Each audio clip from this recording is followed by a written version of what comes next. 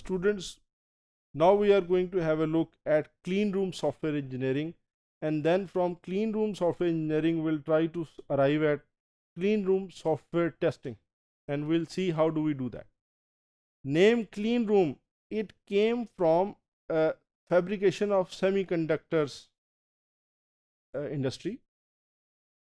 Philosophy क्या है इसकी? फिलोसफी है focuses on defect avoidance rather than defect removal. देखिए, अगर मेरे पास डिफेक्ट आएगा ही कम, अगर मेरे पास एक बगी सिस्टम बनकर आएगा, वो उसके बग्स रिमूव होंगे, उसकी रिलायबिलिटी साफ ज़ाहिर है लो आएगी, फिर उसको जैसे जैसे हम बग्स फिक्स करते जाएंगे, it is a I mean there is a good chance कि पहले तो रिमूव हो जाएंगे, अगले और उसमें आ जाएंगे, इसमें इंड्यूस हो सकते हैं. अब आप एक सिस्टम बनाने, एक नई फिलॉसफी लेकर आ रहे हैं कि जनाब हम ऐसा अच्छा क्लीन रूम ऑपरेशन बनाएंगे कि आपके डिफेक्ट पहले ही अवॉइड हो जाएं, आपके डिफेक्ट्स जो हैं वो कम होंगे, लिहाजा जो डिफेक्ट रिमूवल एफर्ट है वो कम से कम होगी. It combines formal methods and software quality methods. अब देखिए, फॉर्मल मेथड्स मैंने आपके कहीं कवर नहीं किए, सॉफ्टवेयर क्वालिटी के मेथड्स मैंने किए हैं. तो हमने जनाब आपके कोर्स के लिए हम फॉर्मल मेथड्स का आपको नॉलेज हल्का सा वही देके कि जनाब इसमें it involves, but we will not get into that. Okay, clean room is a concept, ये फ्रॉम से टू है, यानी ये बिहेवियरल चेंज आप लेकर आ रहे हैं.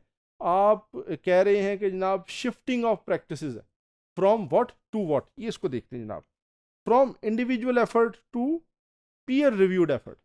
अब हम ये कह रहे हैं कि जनाब आप जो भी करेंगे साथ उसी की वेरिफिकेशन होगी, प्रॉपर फॉर्मल उसका रिव्यू होगा, रिव्यू फाइल किया जाएगा. और एक देखिए, हमने एक बहुत शुरू के कहीं मॉड्यूल में पढ़ा था कि अगर मुझे एक बग जो कि इंड्यूस हो गया था, मेरे देखिए बग कहाँ से आता है, कोई वर्ड ऑफ गॉड तो है नहीं, खुदा ना खास्ता, हमारी ही एक कोई मिसअंडरस्टैंडिंग है.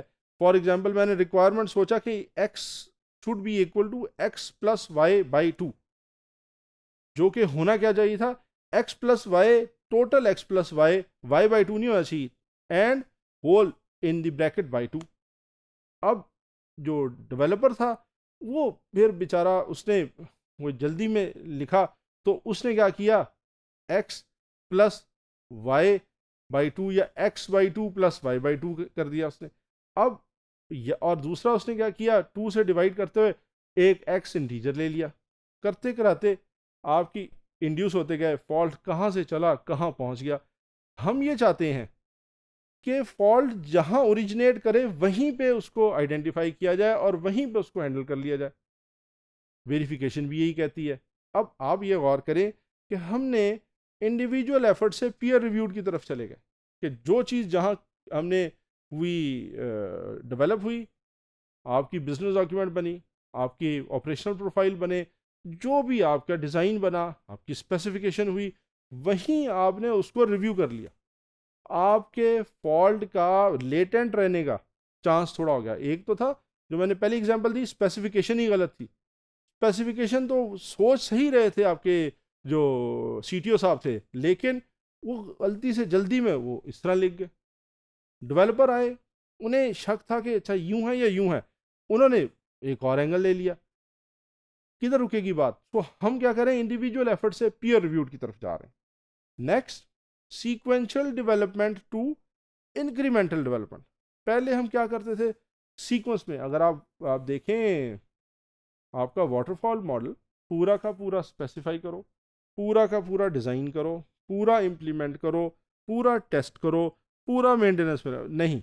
अब मेंटेनेंस में ले जाने, अब यहाँ पे डिफरेंट है, आपका इंक्रीमेंटल है. आपने इंक्रीमेंटल में और भी मॉडल्स पढ़ रखे हैं, काफ़ी सारे मॉडल्स हैं जो कि इंक्रीमेंटल फेज वाइज डिलीवरी की बात करते हैं. This is one of them as well. Informal coverage to statistical measures. देखिए, हमने अभी थोड़ी देर पहले या हमने इसको पिछले मॉड्यूल्स में देखा है कि आप रिलायबिलिटी इवेल्युएशन करते हुए या कैलकुलेशन करते हुए स्टेटिस्टिक्स को, you consider statistics now informal coverage, या एक ऐसी कवरेज जो कि आप कह कि अब आप you are interested in failures, occurrence recurrence of failures, अब उनके ऊपर आप जाएंगे। दिस मीन्स कि आप टेस्टिंग तो करेंगे, टेस्टिंग का डेटा भी कलेक्ट करना आपके लिए मजबूरी बन गया या एक जिम्मेदारी, एक ऑब्लिगेशन बन गया। इससे ऊपर जाके उसका एनालिसिस भी आपकी ऑब्लिगेशन बन गया, और उस एनालिसिस को शेयर करना, रिपोर्ट करना भी आपके लिए इंपॉर्टेंट हो गया। ओके अच्छा, unknown reliability measures to measured reliability, ये हमने बात पहले भी कर ली। Informal design to formal design, अब आपके पास एक इनफॉर्मल डिज़ाइन होता था, उसके लिए हमने क्या किया, इसमें क्लीन रूम में डिज़ाइन के नए मैकेनिज्म्स, नए आर्टिफैक्ट्स हमने इंट्रोड्यूस करवा दिए। आर्टिफैक्ट्स आपने यूएमएल के, और आपने जो आपने क्या कहना चाहिए, आपने अदरवाइज सॉफ्टवेयर इंजीनियरिंग में object oriented analysis and design में आपने आर्टिफैक्ट्स पढ़ रखे हैं। इसके अंदर आपके कुछ आर्टिफैक्ट्स ऐसे आएंगे जो कि specific to clean room software engineering होंगे। ओके,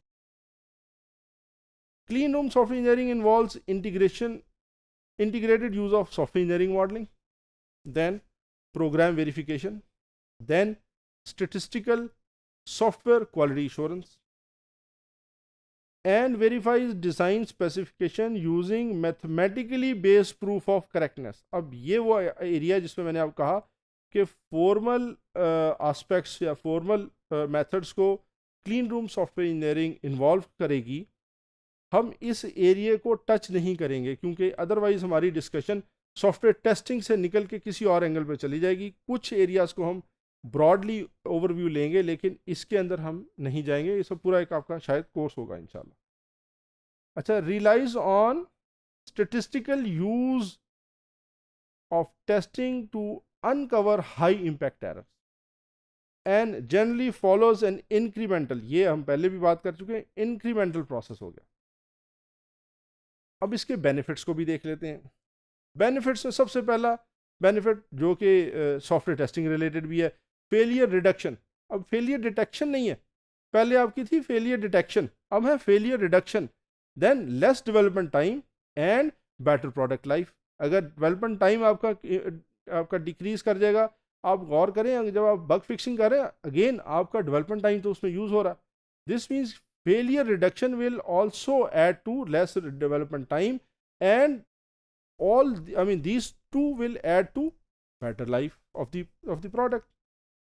overall conclusion में हमने कहा क्या, हमने ये कहा कि जनाब primary goal is to avoid dependence on defect removal by writing code, ठीक है ना, which is in incremental manner. अच्छा, and the first time we write code which is with an intent to have less defects as possible। अच्छा जी, and how verifying correctness before testing, पहले ही हमने verification को, हमने पहले देखिए वेरिफिकेशन को validation से हमने एक मार्क्ड रोल और importance they the. Now our focus is shifting from detection to correction and defect prevention। हमारा एम क्या है अब, zero defect software, and this is the goal. कैसे अचीव होगा, थ्रू, अच्छा देखिए, zero defect is an ideal kind of a scenario. We are saying कि जनाब हमारा एम है, लेकिन ये ज़रा मुश्किल है। हो सकता है इसका हल सबसे आसान जो हो सकता है वो ये है कि हम हर फेज पे वेरिफिकेशन करें, फॉर्मल मेथड्स को इन्वॉल्व करें, और फाइनली हम क्या करें, हम अपने जो जो जो जो डिज़ाइन मेजर्स हैं, एनालिसिस, स्पेसिफिकेशन, डिज़ाइन, कोडिंग, हर लेवल पे हम डिफेक्ट प्रिवेंशन करें। किस तरह, डिफेक्ट इंडक्शन को हम कोशिश करें कि ये कम से कम हो।